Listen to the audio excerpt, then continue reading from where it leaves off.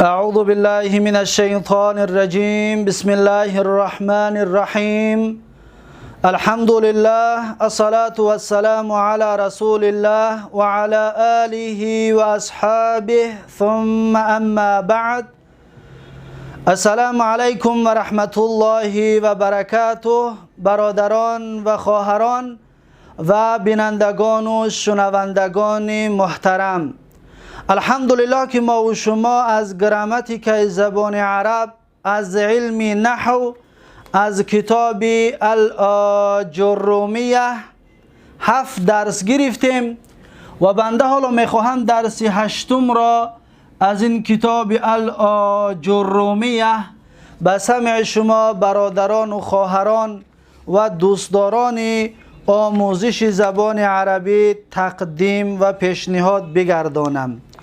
درس 8 ما و شما از اینجا شروع می شود که صاحب کتاب می گوید باب مرفوعات الاسماء، یعنی که باب درباره اسم‌هایی که مرفوع می باشند. ما گفتیم در درس‌های گذشته مرفوع را خوندیم که یک علامت اصلی دارد و 3 علامت فرعی. علامت اصلی این دمه بود و 3 علامت فرعی داشت. در درس‌های گذشته این را با تفصیل گرفته بودیم.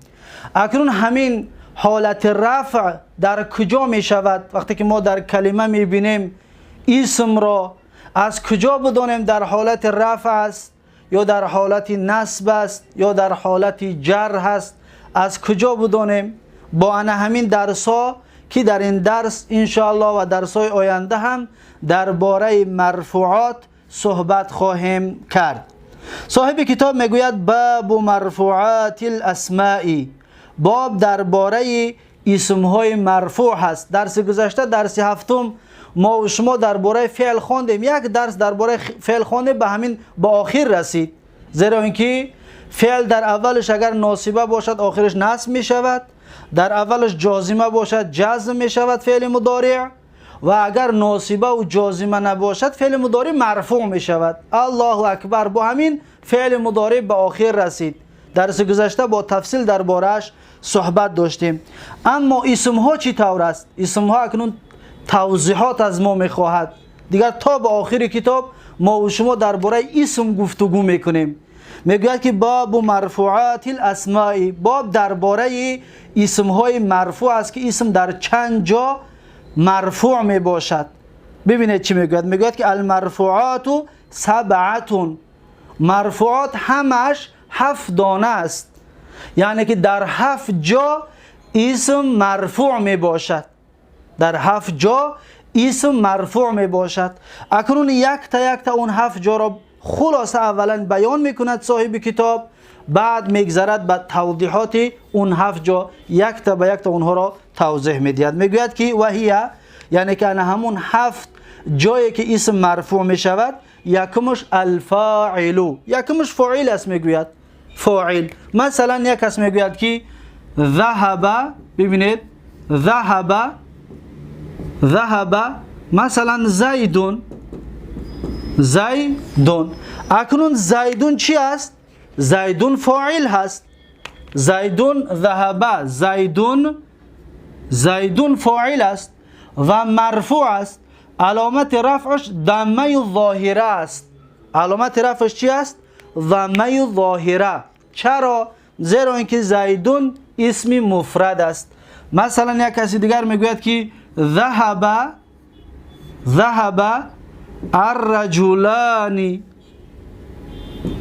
الرجلان، ببینید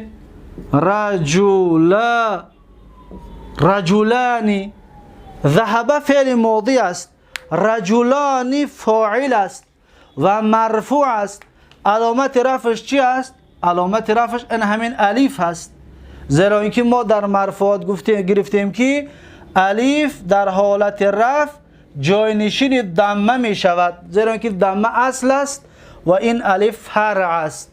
پس ذهب الرجلان، پس رجلان، ذهب فعل ماضی مبنی علی الفتح، الرجلان فاعل مرفوع علامت رفعه الالف نیابة عن الضمة لأنه اسم المثنى، زیرا که این اسم دوتگه است، دوگانه است. و بعد از این میگوید که ذهب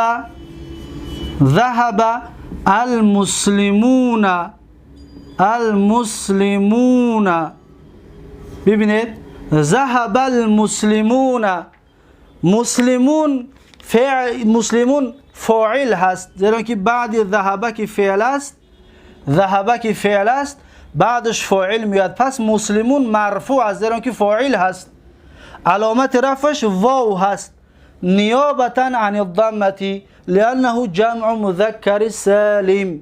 اینها را ما و شما در درس‌های گذشته با تفصیل درباره‌اش صحبت داشتیم. پس یکمین جایی که اسم مرفوع می آمده است این فاعل بوده است، این خلاصه فاعل. و میگذریم به دوم جایی که اسم مرفوع می شود. صاحب کتاب میگوید که والمفعول الذي لم يسمى فاعله. دوم جایی که اسم مرفوع می شود مفعول است که میگوید فاعلش ذکر نشده است. مثلا دقت بتید نصر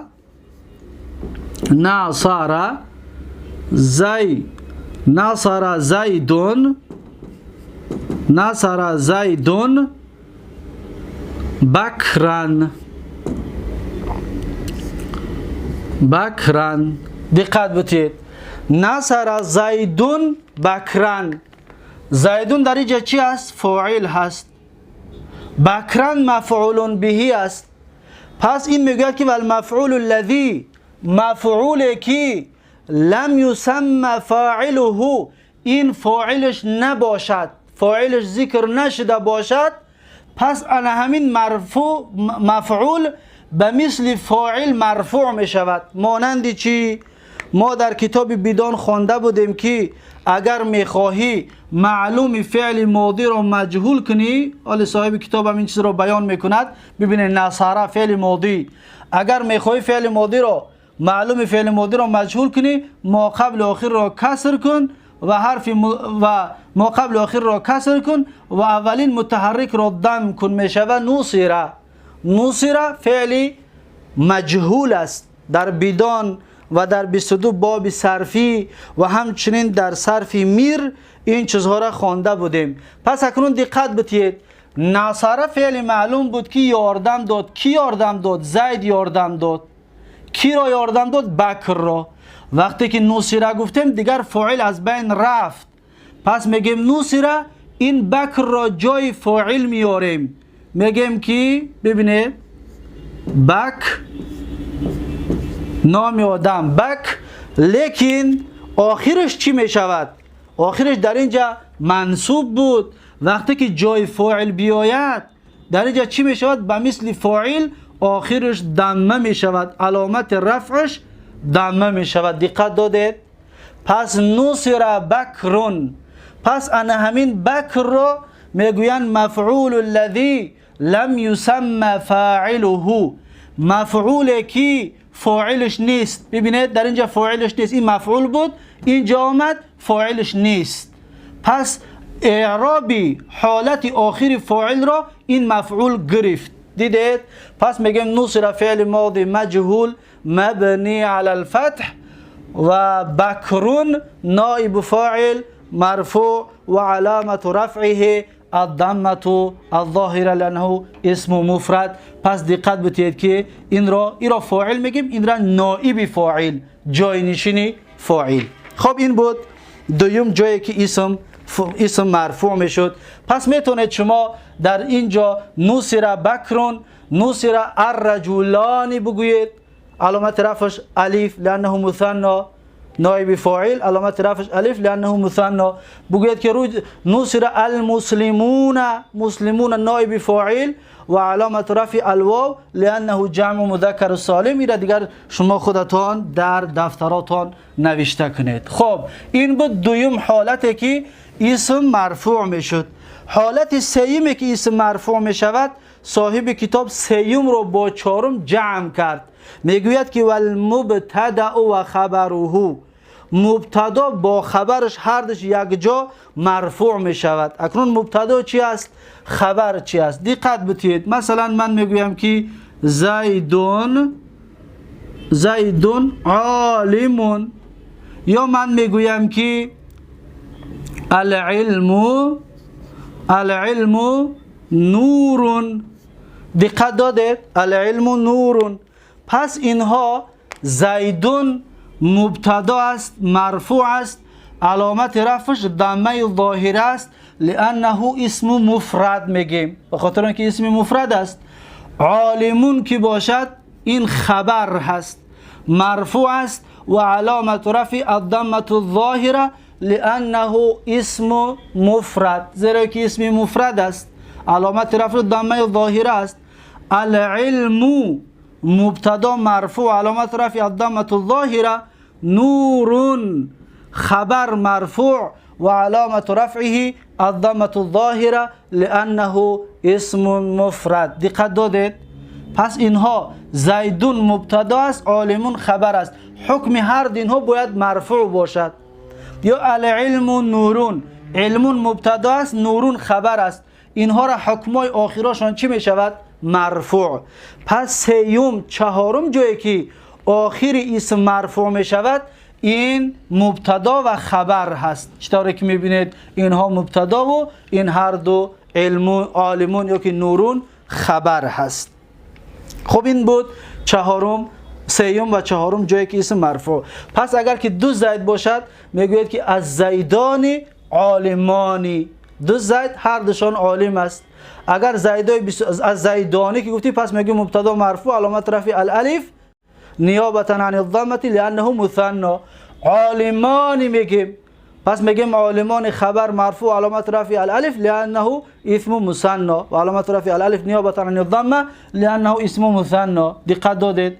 یا جمعش کنید از زیدون، زیدها همهشان عالمون میگوید، همهشان عالم هستند. از زیدون مبتدا مرفوع علامت رفعه واو نیابتا عن الضمه لانه اسم جمع مذکر سالم. عالمون همچنین خبر مرفوع علامت رفعه میگوید الواو نیابتا عن الضمه لانه اسم جمع مذکر سالم. خب سوم و چهارم جمع به آخر رسید. میگذاریم در پنجم جایی که اسم مرفوع هست. میگوید که پنجم جای اسم مرفوع اون اسم کانه و اخواتش است. یا می شود که آن چیزی که نوشتگی بودیم او را به حال خودش بگذاریم. ببینید از ما نوشتیم که زیدون عالمون، زید عالم است. یا نوشتیم که العلم نورون. ببینید العلم نورون. ببینید دقت بتید. اول این زیدون مبتدا بود، دقت دادید؟ عالمون چی ای؟ خبر ای. العلم مبتدا هست، العلم مبتدا هست و نورون خبر هست. اکنون میگوید که پنجم جایی که اسم مرفوع می شود میگوید که او اسم کانه و اخواتش است. کانه گفتنی فعل های هست و چند تا خواهر دارد این کانه که در جای خودش انشاءالله خواهیم خواند و تفصیل اینها را میخونیم. فقط از یک تاشر مثال میاریم که مثلا میگوییم کانه، در اول مبتدا و خبر کانه را میاریم. ببینید کانه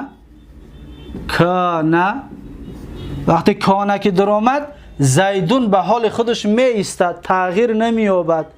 اما عالمون تغییر می یابد که می شود که عالمن. دقت دادید؟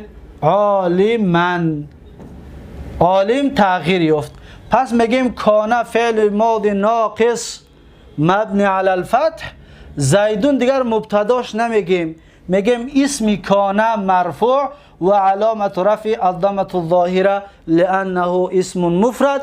عالما اکنون خبر کانه منصوب و علامت نصبه الفتحه الظاهره لانه اسم مفرد که در منصوبات باز خواهیم خواند.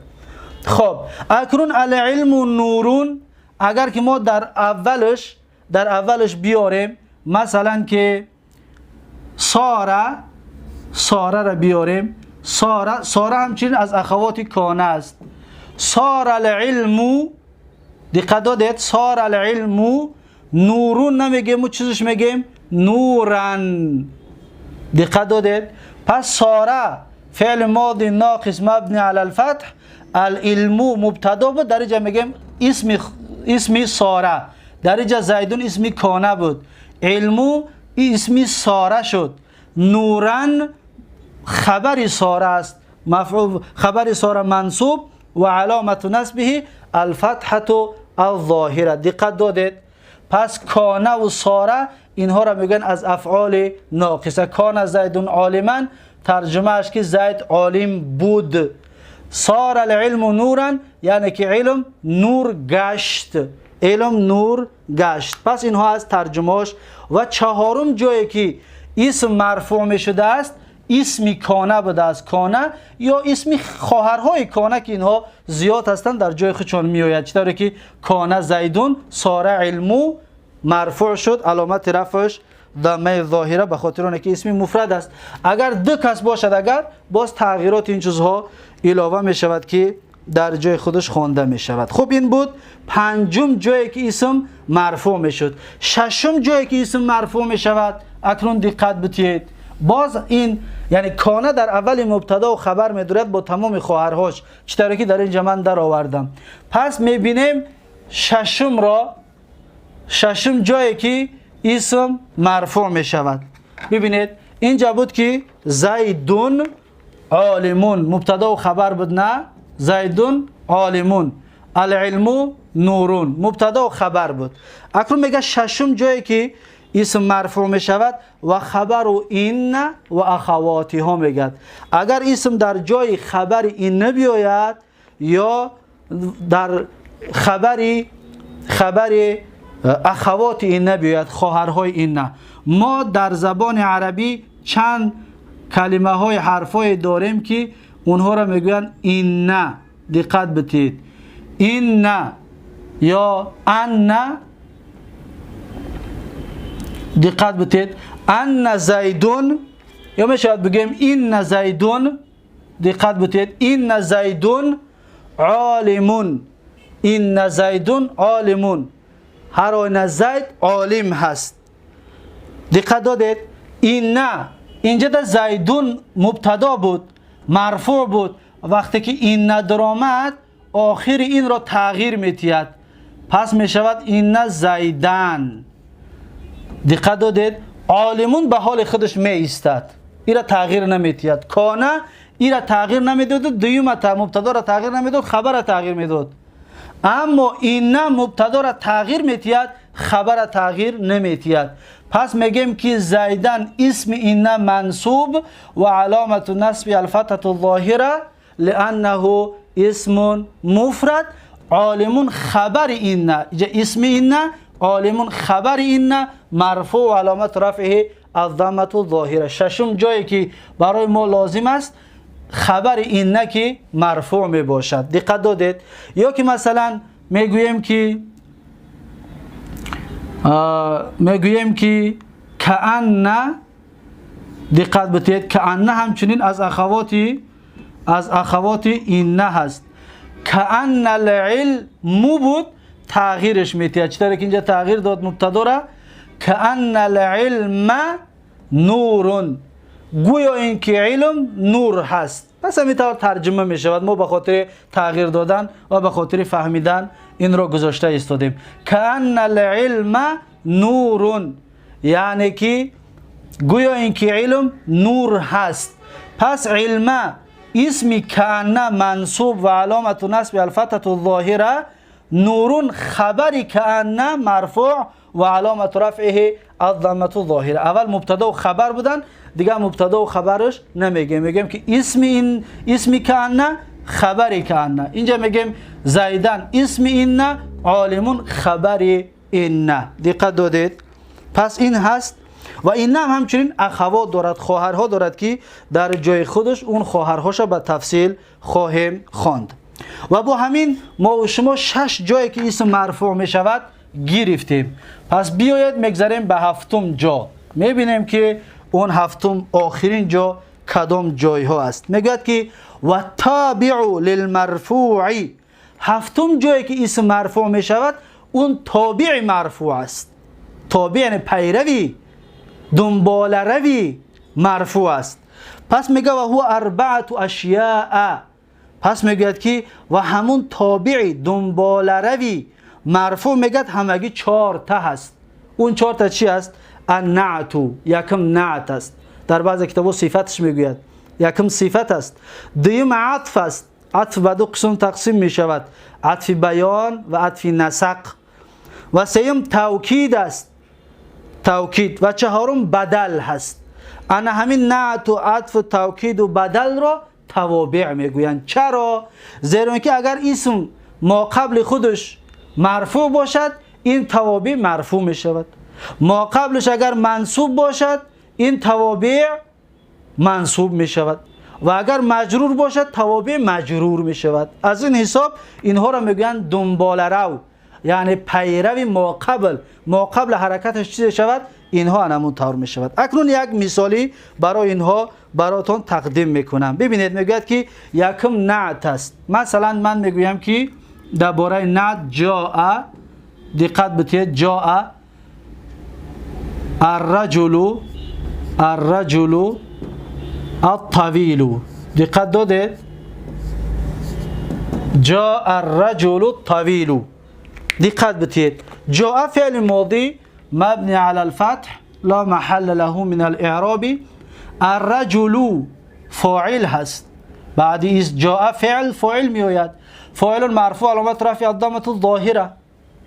الطویل این چرا آخرش ضمه شد؟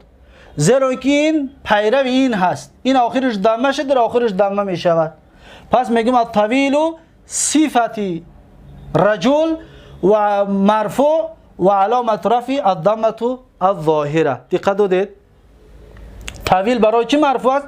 برای صفت این هست، نعت است. این منعوت است، ایرا نامش منعوت است و ایرا نامش نعت. نعت منعوت پیروی میکنه، چطوری که شما دیدید. این درباره نعت بود. دویم درباره عطف. عطف گفتیم دو نموده، عطف نسق و عطف بیان. اول عطف بیان می نویسیم، میگیم که جاء، می نویسیم که جاء، دقت بتید، جاء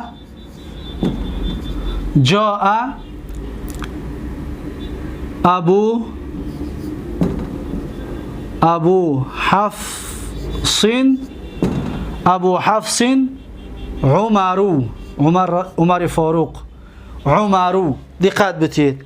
پس ما میگیم که جاء با مثل این فعل ماضی مبنی على الفتح لا محل له من الاعراب، ابو فاعل مرفوع علامت رفعش چی است؟ الواو. برای چی؟ برای اسماء خمسه است، علامت رفعش واو و ابو مضاف، حفصین مضاف الیه. عمرو برای چی مرفوع است؟ این فاعل هست، مرفوع شد. این چرا مرفوع است؟ این را میگن عطف بیان. عطف بیان یعنی که ابو حفص همین عمر هست، عمر همین ابو حفص است. پس عمرو مرفوع علامت رفعه الضمه الظاهره، چطوری که شما دیدید. پس این عمرو عطف بیان، این الطویل برای رجل چی بود؟ صفت بود. بعد از این می نویسیم عطف نسق را. میگیم که جاء، ببینید، جاء زیدون و بکرون، زیدون و بکرون. دقت دادید؟ میگوید که جاء زیدون و بکرون. جاء فعل ماضی مبنی على الفتح، فعل ماضی مبنی على الفتح لا محل له من الاعراب. زیدون فاعل مرفوع، فاعل جاء مرفوع علامت رفع الضمه الظاهره، واو میگیم واو عاطفه. بکرون همچنین مرفوع لانه معطوف على المرفوع، به خاطر اونه که معطوف به مرفوع است، برای همین خاطر بکر چی شد؟ مرفوع شد و علامت رفع الضمه الظاهره لانه اسم مفرد. دقت دادید؟ زیدون و بکرون. پس معلوم شد که عطف بیان احتیاج به یگان حرف ندارد، لیکن عطف نسق احتیاج به حرفای عاطفه دارد که 10 تا حرفای عاطفه می باشد. یکی از اونها چی است؟ واو هست. این را در عطف انشاءالله به تفصیل خواهیم خواند. خب بعد از این میگه توکید. توکید همچنین مرفوع است. دقت بتید. توکید مانند چی؟ مانند جاء زیدون یا جاء الامیر، آمد پادشاه، جاء الامیر نفسه. دقت بتید. جاء الامیر نفسه میگوید که جاء فعل ماضی مبنی علی الفتح لا محل له من الاعراب، الامیر فاعل مرفوع. الامیر چی است؟ فاعل جاء است. پس مرفوع علامت رفع الضمه الظاهره. فاعل گفتیم مرفوع است، علامت رفع الظاهره. نفسه، دقت بتید. نفس برای چه آخرش مرفوع شد؟ به خاطر اینکه توکید برای امیر است. یعنی امیر آمد، خودی امیر آمد، یکان جای نشینش نه، نمایندهش نه، یعنی که پادشاه خودش آمد. از این حساب این نفس توکید برای چی شد؟ امیر شد. پس توکید همچنین از توابع است که ببینید این مرفوع است، توکید هم مرفوع است. اگر این منصوب شود این منصوب می شود. هر مهمین ها اگر این یکم بودگی ها منصوب شد، این آخران بودگی ها همشون چی می شوند؟ منصوب می شوند. دقت داده. پس نفس و توکید و نفس مضاف، هو ضمیر متصل مبنی علی ضم فی محل جر مضاف الیه میگویند اینها را. خب آخرانش بدل هست. بدل مانند چی؟ مانند مثلا من میگویم جاء مثلا زیدون، جاء زیدون صدیقک، مثلا صدیقک. دقت بتید. جاء فعل ماضی مبنی علی الفتح لا محل له من الاعراب، زیدون فاعل مرفوع، همه اینها را گفتیم فاعل جاء شده سی، مرفوع علامت رفع الضمه الظاهره. صدیقو مرفوع شد. برای چی مرفوع شد؟ به خاطر آنه که این بدل از جای زید است. این صدیق یعنی که آمد زید رفیق تو، یعنی همین زید رفیق تو است، رفیق تو همین زید است. پس زید صدیقو بدل از زید کی است؟ برای همین خاطر آخرش چی شد؟ ضمه شد. آخرش به همین سبب ضمه شد.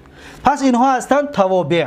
این جاء الرجل الطویل برای نعت، جاء ابو حفص عمر برای عطف بیان، جاء زید و بکر برای عطف نسق، جاء الامیر نفسه برای توکید، جاء زید صدیقک این برای بدل. با همین مرفوعات به آخر رسید. یک اسم دیگر می نویسیم، با همین به آخر می رسانیم این توابع را. یک کلمه می نویسیم که همه همین توابع باشد. دقت بتید که این کلمه بسیار، اگر کسی که می خواهد حفظش کند، یک کلمه را حفظ کنید یا جمله را، خلاص همش در یادتون میموند. مثلا میگیم که جاء الرجل الصالح، جاء الرجل الصالح نفسه. ببینید جاء الرجل الصالح نفسه، جاء الرجل پیش از نفسه اول عطف بیان بنویسیم. جاء الرجل الصالح مثلا زیدون، نام یعنی رجل صالح نامش چیست؟ زیدون.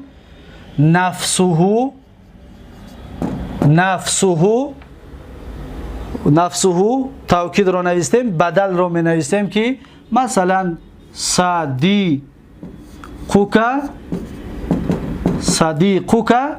و مثلا اخوه. دقت دادید؟ و اخوه. همین جمله ده توابع همش هست. دقت بتید. مثلا جاء، ببینید جاء فعل ماضی مبنی علی الفتح، الرجل فاعل مرفوع علامت رفع الضمه الظاهره، الصالحو چی است؟ الصالحو نعت است. ما گفتیم که توابع نعت است. شروع شد اکنون. این نعت است، برای خاطر مرفوع شد. زیدون چی است؟ زیدون این عطف بیان هست، زیرا که همین رجل همین زید است. مرد آمد نامش زید است، پس همین رجل زید است. پس میگیم عطف چی؟ عطف بیان. نفسه، نفسه می شود توکید. دقت دادید؟ صدیقوک، صدیقو می شود بدل.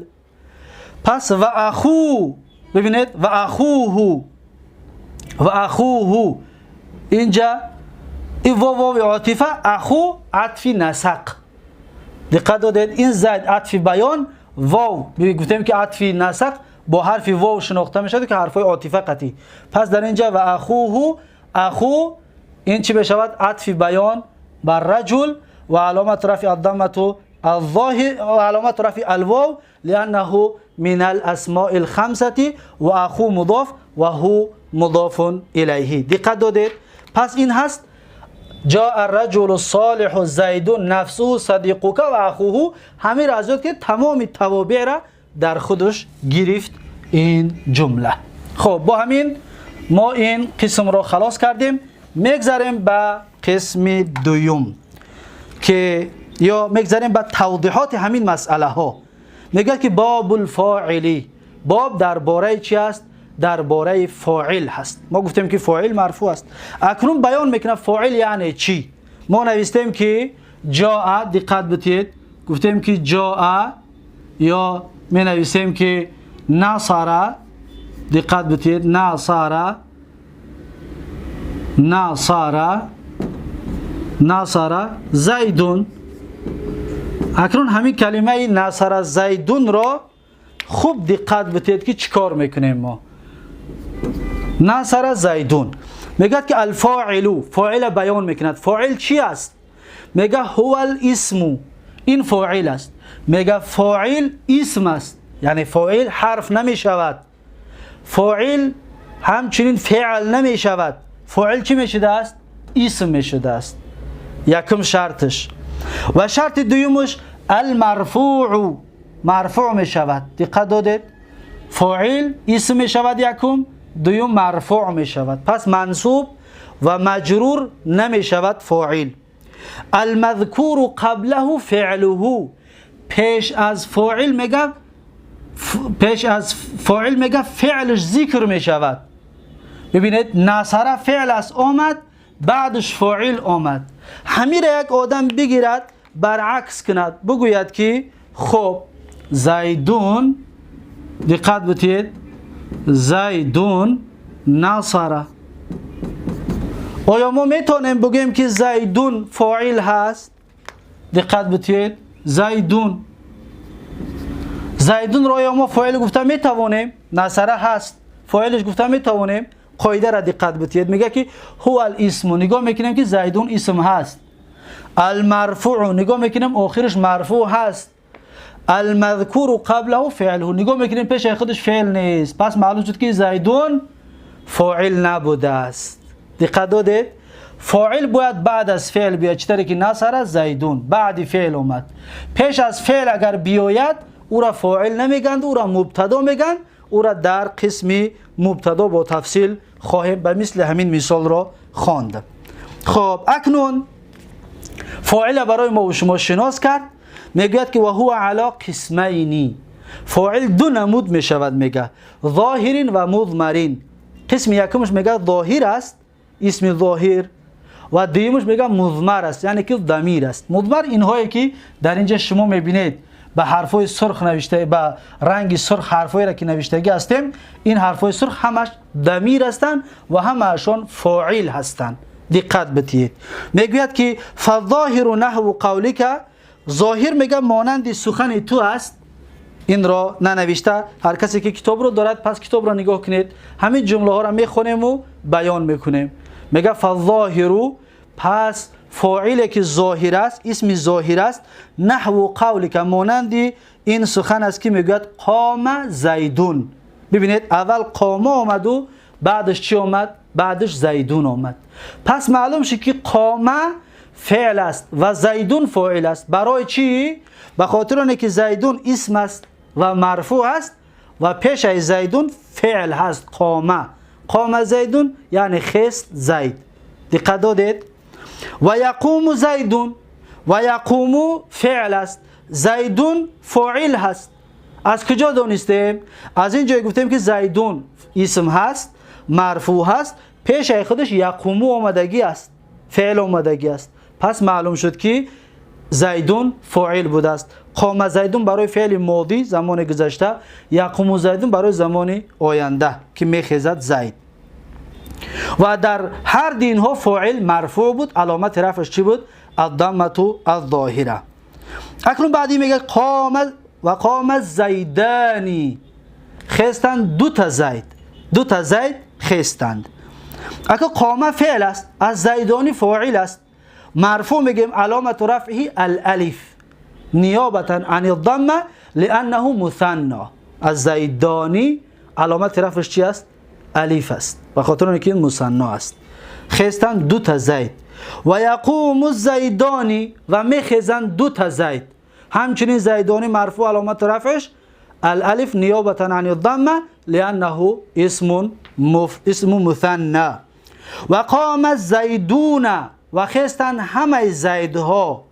ببینید قام فعل ماضی مبنی علی الفتح، از زیدون فاعل مرفوع علامت رفعه الواو نیابتا عن الضمه لانه جمع مذکر سالم. بخاطر اینکه جمع مذکر سالم گفتیم علامت رفعش واو می شود. و یقوم الزیدون، و یقوم فعل مضارع مرفوع و علامت رفعه الضمه. میتونیم بگیم لتجرده عن النواصب والجوازم. فعل مضارع وقتی مرفوع میگیم بگویید که لتجرده عن النواصب والجوازم، یعنی پیش خودش حرفای ناصبه یا جازمه نیامده است، برای همون مرفوع است فعل مضارع. الزیدون فاعل مرفوع علامت رفع الواو نیابتا عن الضمه لانه جمع مذکر سالم. اکنون میگه و قام الرجال، و خستند همه مردها. این برای چی مثال آورد؟ این برای اسم تکسیر، جمع تکسیر. میگه قام خست فعل ماضی مبنی علی الفتح، الرجال فاعل مرفوع و علامت رفعه الضمه الظاهره. مقتضی جمع تکسیر حالت رفعش، حالت نصبش ظاهری است، اگر منصرف باشد حالت جرش هم کسره ظاهری است. خب و یقوم الرجال، و میخزند مردها. یقوم فعل مضارع است، الرجال فاعل مرفوع علامت رفع الضمه الظاهره لانه جمع تکسیر. دقت دادید؟ پس اکنون اینها را ما تحلیل هاش بیان کردیم با ترجمه هایش. دقت بدید که قام در یگان تاش تغییر نیافت. قام زیدون، قام زیدانی، قام زیدونه. پس معلوم شد که فعل تغییر نمیافته است. فعل یک کسه، دو کسه، سه کسه نمی شود. فعل همون فعل است. دقت بدید، ضاد داره و ب تا آخر همش ضاد داره و ب فعل است. اما فاعل این اسم است، این دیگر چیز است که در اون همراه شد. فعل جمع نمی شود. فاعل است که مفرد، مثنی، جمع می شود، مذکر، مؤنث می شود. اما فعل این طور عادت را نداره. فعل یک حالت قرار می گیرد، چی فعل ماضی باشد و چی فعل مضارع. اکنون بگذاریم به مثال بعدیش. میگه و قامت هندون. قامت فعل ماضی مبنی علی الفتح، تایی که در آخرش هست قامت. این تا میگیم حرف مبنی علی السکون لا محل له من الاعراب. حرف علامت التانیثش میگیم، حرف علامت تانیث است، لا محل است. هندون فاعل مرفوع علامت رفعی الضمه الظاهره لانه اسم مفرد.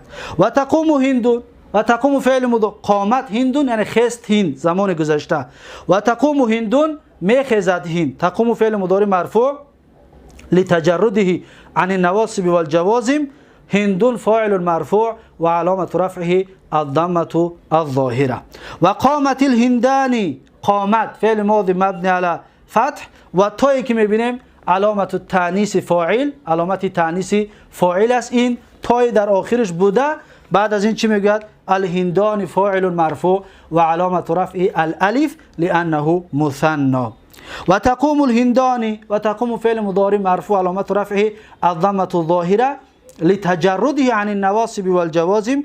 الهندان فاعل مرفوع وعلامة رفعه الألف نيابة عن الضمة. وقامت الهندات، قامت فعل ماضي مبني على الفتح تایی که میبینیم علامت التانیث حرک لالتقاء ساکنین. برای چه کس بگد که ت کسره دارد میگیم که این حرکت داده شدگی است برای التقاء ساکنین که دو ساکن برابر اومد. تای تانیث رو ما اصل ساکن است، حرکتی کسره اش دادیم. الهندات فاعل مرفوع علامت رفعه الضمة الظاهره. چرا؟ لانه جمع تکسیر، جمع تکسیر علامت رفعش همچنین ضمه ظاهره میشد. و تقوم الهندات، و تقوم فعل مضارع مرفوع لتجرد عن النواصب والجوازم. الهندات فاعل مرفوع وعلامة رفع الضمة الظاهرة لأنه جمع مؤنث سالم. جمع مؤنث سالم هم حالت رفعش بالضمه الظاهره بود.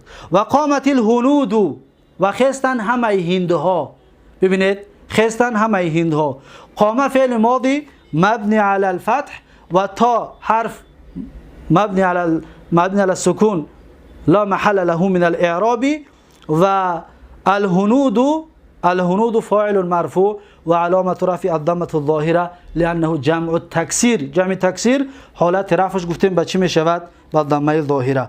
و تقوم الهنود، و می خیزن همه هندها.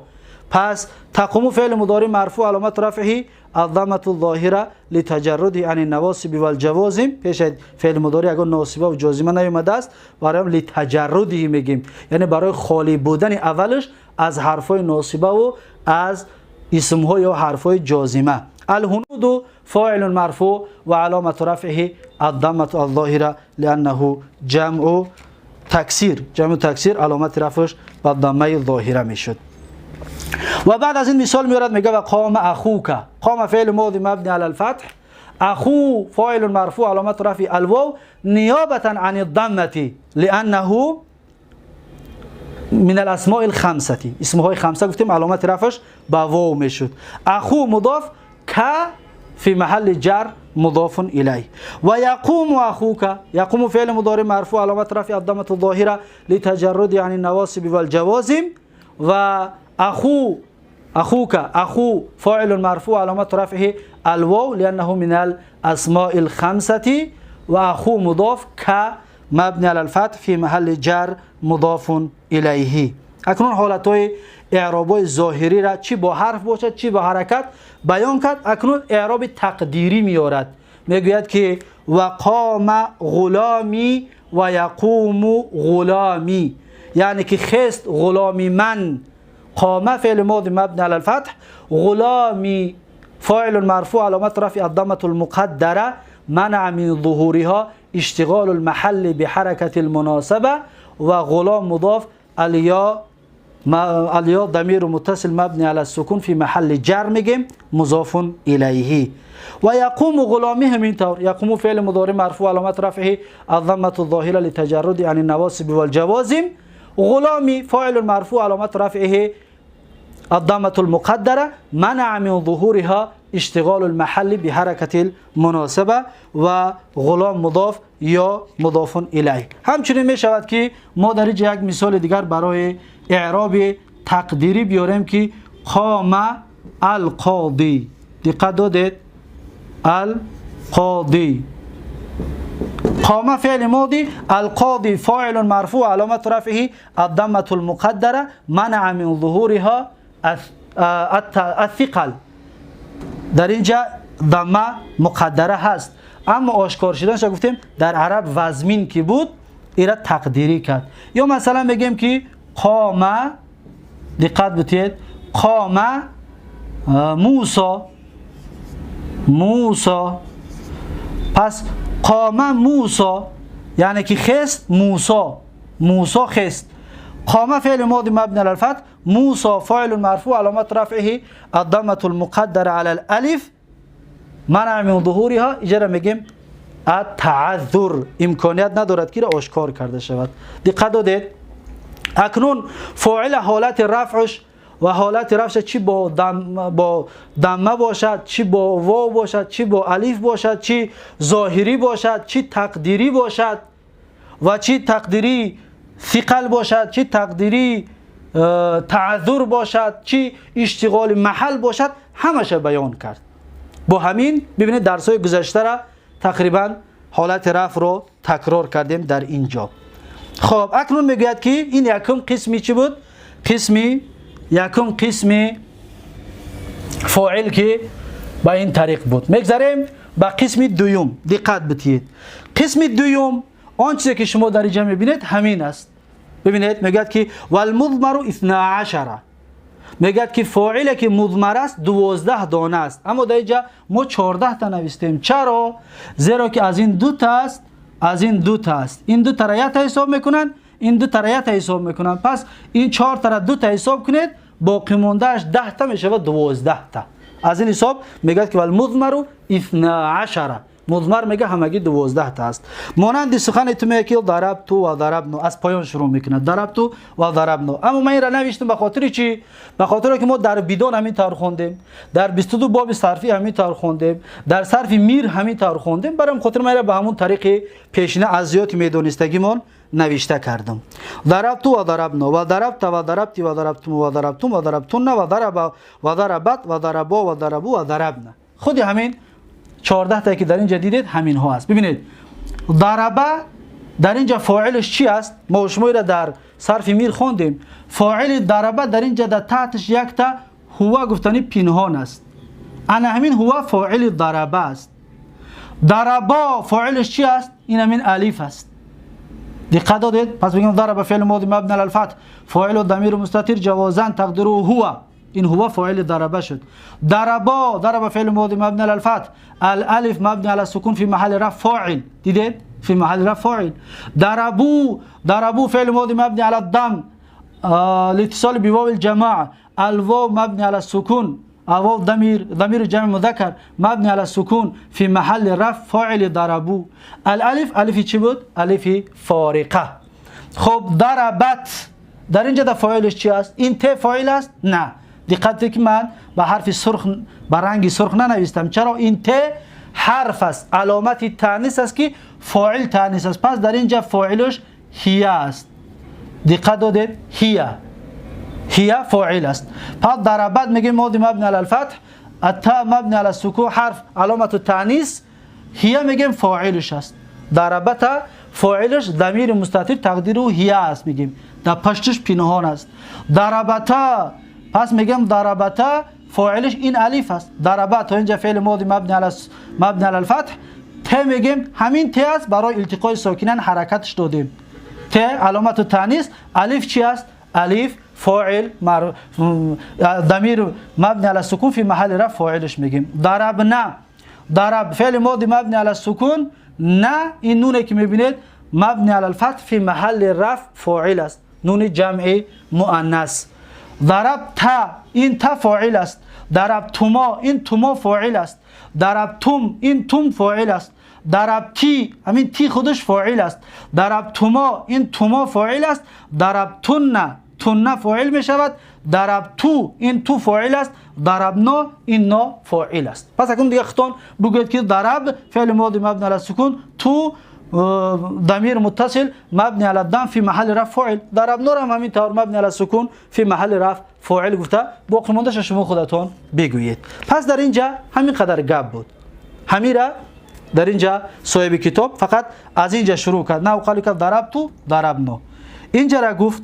بعد از این گفت که ضربتا ضربتما ضربتما ضربتم و ضربتم. ببینید یا که ضربتا ضربتی ضربتما، این دو تا را یک ذکر کرد. ضربتم ضربتن 5 تا ذکر کرد. این دو تا با 5 تا چند تا شد؟ 7 تا. اکنون میگوید که ضربا ضربت ضربا این را یک شو آورد و ضربو ضربنا چند تا شد؟ با گفت کتاب الآجرومية 12 تا، اما خواندگی ما و شما چند تا می شود؟ خواندگی ما و شما می شود که 14 تا چطوری که بیانش کردیم. خب با همین اگر همین را ما حاضر فعل مضارع کردیم، مثلا یضربو فاعل و ضمیر مستتر تقدیر هو می شود رنگ همین. یضربانی پس الفش چی می شود؟ فاعل می شود. یضربون واو فاعل می شود. تضربو ضمیرش فاعلش ضمیر هی در تحتش پنهان می شود، فعل مضارعش کردیم. تضربانی پس همین الف با فاعل می شود. تضربنا همین نون فاعل می شود. یضربنا همین نون فاعل می شود. انتی تضربو در اینجا انت تضربو تو میزنی. اکنون در اینجا تضربو که گفتیم فاعلش ضمیر تقدیر انت می شود دیگه، این تنه انت پنهان می شود در تحتش. انتما ضربتما با همین توما یا تضربانی الف با چی می شود؟ این تو میم نو الف در فعل مضارع. تضربانی الف علامت چی فاعل می شود، ضمیر فاعل. تضربانی تضربون واو بری می شود، واو در مخاطب چی می شود؟ علامت فاعل می شود، ضمیر فاعل. تضربین در مخاطب زنها در میگوید تضربین، در اینجا یا فاعل می شود. تضربانی باز الف می شود. تضربن رنگ نون می آید، اون نون چی می شود؟ علامت فاعل می شود. اضربو می شود فعل مضارعش. نضربو فعل مضارعش می شود که اضربو فاعل و ضمیر مستتر تقدیره انا، نضربو میگیم ضمیر مستتر تقدیره نحنو. دقت دادید؟ پس این فعل ماضی و مضارع با فاعل هایشان، اینها را در دفتراتون خوب کرده نوشته بگیرید.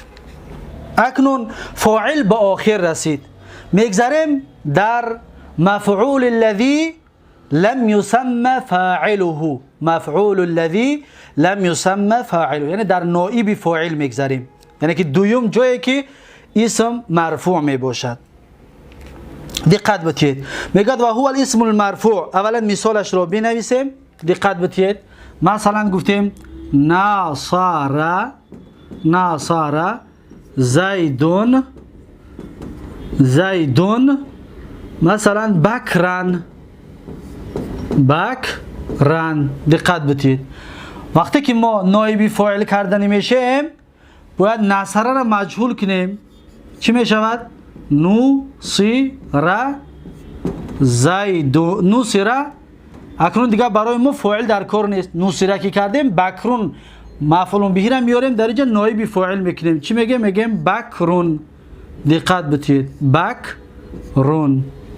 نصر بکرون. دوم جایی که اسم مرفوع می شود این است که شما میبینید. دقت بتید نصر بکرون. خب صاحب کتاب درباره نائب فاعل چی میگه؟ میگه المفعول الذي لم يسمى فاعله. مفعولی که فاعلش ذکر شدگی نیست، یعنی مفعول هست اما در اینجا فاعلش نیست. در اینجا فاعلش هست ایرا مفعول میگیم، فاعلش در اینجا کی نیست ایرا چی میگیم؟ نائب فاعل. خب میگه و هو الاسم. یکم میگه که نائب فاعل اسم میشه و چطوره که شما میبینید نائب فاعل اسم است، حرف و فعل نمی شود. دوم المرفوع. نائب فاعل مرفوع می شود، چطوره که شما دیده استودید آخرش چی است؟ مرفوع است. دوم نائب فاعل مرفوع می شود. سوم الذي لم يذكر معه فاعله. فعل که همراهش فاعلش ذکر نشده است. ببینید اینجا در فاعلش ذکر شد، اینجا در فاعلش که ذکر نشد، از این حساب این چی شد؟ نائب فاعل شد. از این حساب این نائب فاعل شد. اکنون میگه که فإن كان الفعل ماضيا در این جمعه نویسیم به خاطر این را ما شما میدونیم. کسانی که درسای بیدان و درسای 22 باب صرفه و صرف میر رو کسی که با ما بود اون خوب میداند این مسئله ها رو.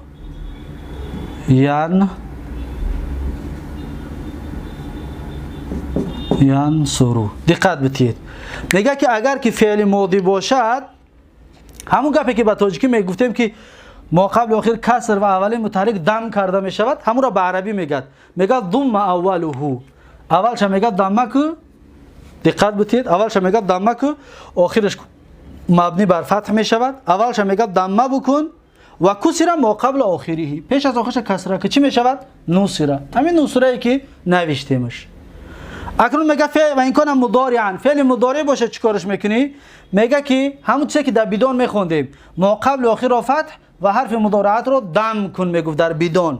اینجا چی میگه؟ میگه که ضم اوله، اولش میگه دم بکو، دقت بتید. و فتح ما قبل آخره، پیش از آخرش را فتح بتید، میشه چی؟ یون سر و آخرش دم میشود. برای نواصب و جوازم پیش از خودش نیامده است. دقت دادید؟ پس این طریقه فعل ماضی و فعل مضارع مجهول کردن برای کسانی که نمیدانست یاد داد که همین کارا بکنیش. نصره فعل معلومه، میخوای مجهولش کنی، ما قبل و آخر را کسر و اول متحرک دم کن، میشود نوسیره. نصره کمک کرد وی، نوسیره کمک کرده شد میگیم. ینصرو بود یاردم میدهد وی، کمک میکند وی. وقتی یونصرو که میگیم مجهول میشود که کمک کرده میشود یا کمک میشود. یونصرو کمک میشود. اکنون بعد از این میگه که و هو علی قسمینی، میگه که نائب فاعل بر دو قسم است. دقت بتید. میگه که ظاهر و مضمر، با مثل همون فاعل ظاهر است و مضمر است. فالظاهر نحو قولک، میگه ظاهر مانند سخنت که میگوی ضرب زیدون. ببینید ضرب زیدون یعنی زده شد زید. پس زده شد زید، زیدون در اینجا فاعل نیست. چرا؟ زیرا که پیش خودش فعل مجهول آمده است. فعل مجهول فاعل ندارد. فعل وقتی که مجهول میکنیم فاعل از بین میرود، مفعول جای فاعل در میآید. از این میگیم نائب فاعل، جای نشین فاعل. میگوید که نصر ضرب زیدون، ضرب زده شد زید. دقت، ضرب فعل ماضی مبنی علی الفتح، زیدون نائب فاعل. زیدون فعل چیه؟ نائب فاعل است. رنگ نصر بکرون، نصر فعل ماضی مبنی علی الفتح، بکرون نائب فاعل. چرا؟ زیرا که فعل مجهول یا فعل لم یسمى فاعله پیش از خودش آمده است. و یضرب زیدون یا مثلا و ینصر بکرون، و ینصر بکرون یا یضرب زیدون. یضرب فعل مضارع مرفوع علامت رفع الضمه الظاهره لتجرد عن النواصب والجوازم. زیدون نائب فاعل مرفوع علامت رفع الضمه الظاهره لانه اسم مفرد. دقت دادید؟ پس میتونه که ینصر بکرون، ینصر فعل مضارع مرفوع علامت رفع الضمه الظاهره لتجرد عن النواصب والجوازم، پیش خودش نواصب و جوازم نیامد. بکرون نائب فاعل مرفوع علامت رفع الضمه الظاهره لانه اسم مفرد. اکنون دیگه را شما خودتون میتوانید که جمعش بکنید، مثلا که نصر بکرانی، البکرانی، یا کمک کرده شد دو بکر. نصر بکرانی ده علامت رفعش الف شد. نصر البکرون کمک کرده شد بکرها را. بکرون نائب فاعل مرفوع علامت رفع الواو لانه جمع مذکر سالم. و همچنین ینصرو، همین چیزها را جمع بکنید، مفرد و مثنی. با مثلا اسماء خمسه را بیار که نصر ابوک، نصر فعل ماضی مبنی علی الفتح، ابو نائب فاعل مرفوع علامت رفع الواو لانه من الاسماء الخمسه. ابو مضاف ک ضمیر متصل مبنی علی الجر فی محل مبنی علی الفتح فی محل جر مضاف الیه. خب و میگه و اکرم عمرو، احترام کرده شد عمر، اکرام کرده شد عمر. اکرم فعل ماضی مبنی علی الفتح، عمرون نائب فاعل مرفوع علامت رفعه الضمه الظاهره. و یکرم عمرو، اکرام کرده می شود عمر. پس یکرم همچنین چی است؟ فعل مضارع مرفوع علامت رفعه میگیم الضمه، یکرمو علامت رفعش الضمه لتجرد یعنی نواصب والجوازم. و عمرون نائب فاعل مرفوع علامت رفعه الضمه الظاهره. با همین قسم یکم نائب فاعل بود شد. چرا مثال های بسیار نیاورد؟ زیرا که در فاعل آورده بود. همون فاعل بیارید در اینجا در جای نائب فاعل قرار دادن بگیرید. فعل مجهول کنید، فعل متعدی را مجهول کنید، نائب فاعل مانده رفتن بگیرید. می شود معناش همون چیزی که مثال هایی که خوانده بودیم برای مفرد و مثنی و جمع، برای مفرد و مثنی و جمع مذکر، برای مفرد و مثنی و جمع مؤنث، برای جمع تکسیر، برای اسماء خمسه بیارید، برای اسم اعرابای تقدیری بیارید، چی تقدیری تعذر باشد، چی ثقل باشد، چی اشتغال محل باشد، یک تا یک در دفتراتون خودتون نوشته بکنید. خب بعد از این چی میگه؟ میگه که والمضمر 12 با همین گپو مضمر میگه 12 تا است نایب فاعل.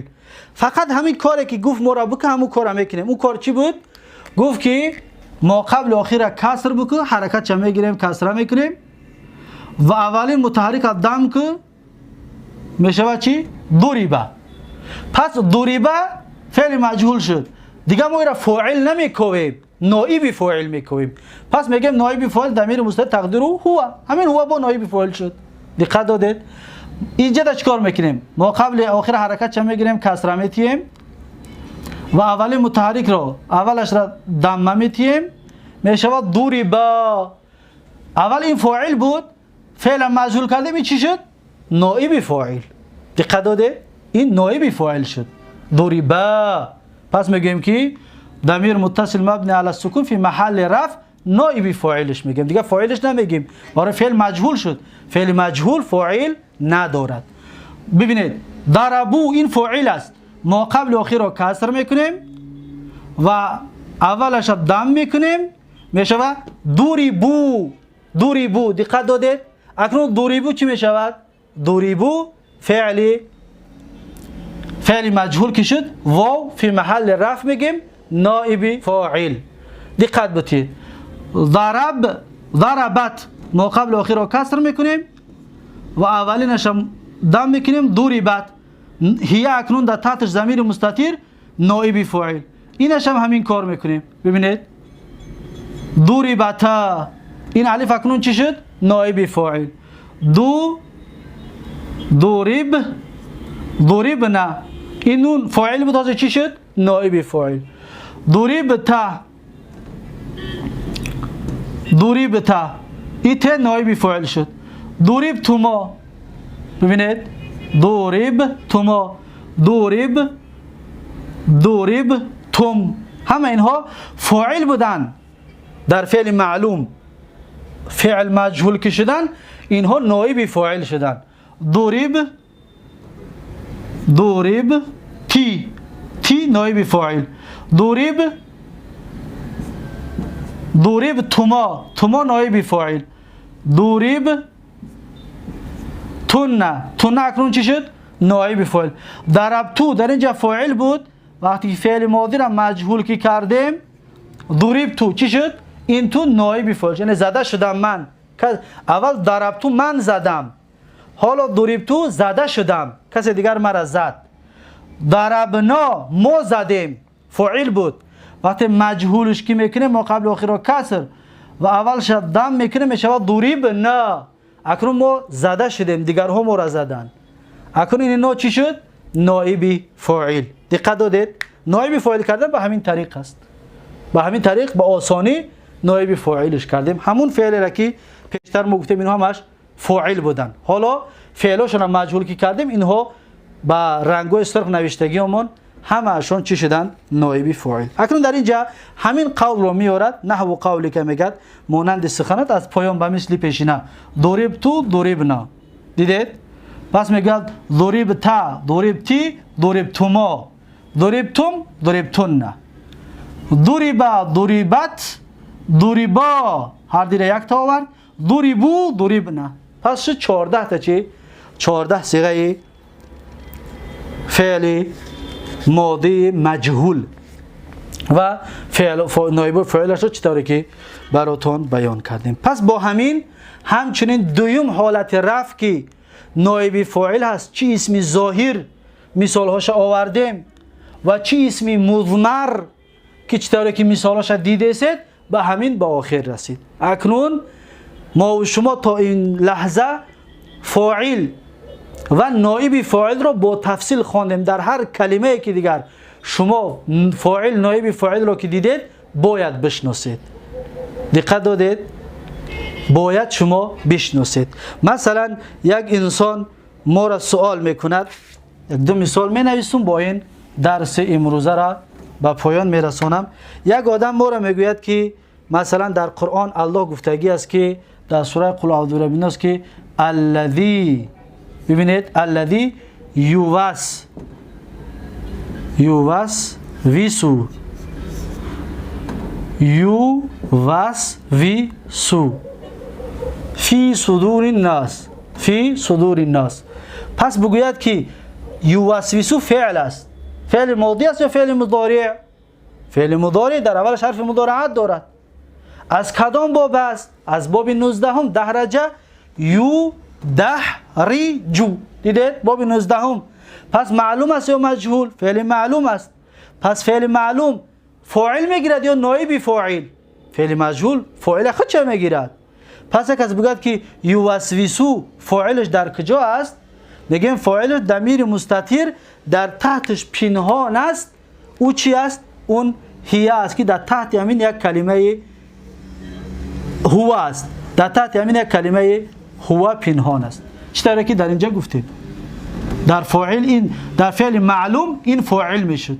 حالا اگر همین را ما مجهول کردیم یوسوسو گفتیم، پس این هو نائب فاعل می شود. اما در قرآن چی آمده است؟ یوسوسو، الذی یوسوسو، همانی که وسوسه میکند. همان شخص یعنی هو با برمیگردد به الذی فی صدور الناس، در دلهای مردم، یعنی که شیطان در نظر دارد. یا که مثلا یک آیت دیگر، مثلا سوره اذا زلزلت نمیگیم که اذا زلزلتی، ببینید الارض، این سوره اذا زلزلت است. مثلا ما در سوره زلزلت میخونیم که اذا، بعد اذا چه؟ زلزلت الارض. اکنون زلزله فعل چی است؟ زلزله فعل چی است؟ فعل ماضی است. در اولش حرف مضارعت نیست، فعل ماضی است. پس از کدام باب است؟ از باب دحرجه. زلزله فعل ماضی است، یعنی جنبید. زلزله یعنی جنبانید. زلزله جنبانیده شد. اکنون زلزله فعل چی بوده؟ مجهول. بعد فعل مجهول این اسم مرفوع آمد. پس این چی است؟ زلزلت الارض. پس این ارض با مثل بکرو نائب فاعل است، یعنی جنبانیده شد زمین. هنگامی که جنبانیده، لرزانیده شد زمین. دقت دادید؟ این ارض در چی است؟ نائب فاعل. پس همین طور شما باید در هر کجایی که از این به بعد از این درس رو تیار کردن فاعل را یا نائب فاعل را دیدید باید دیگر بشناسید. در این دوتا دیگر باید مشکلی نداشته باشید. پس این بود درس 8 ما و شما از کتاب الآجرومية. پس درس 8 را در اینجا به پایان میرسانم تا درس 9، تا درس آینده که موضوع درسمون مبتدا و خبر باز چند قدره که الله سبحانه و تعالی چقدر وقتی که برامون بتید و نصیب گردانده باشد از این مرفوعات رو بیان خواهیم کرد. و تا درس آینده یک شما رو به الله تبارک و تعالی میسپارم. هر کجایی که باشید سلامت و موفق و مؤید باشید و الله تبارک و تعالی حافظ یک ما و شما. السلام علیکم و رحمت الله و برکاته.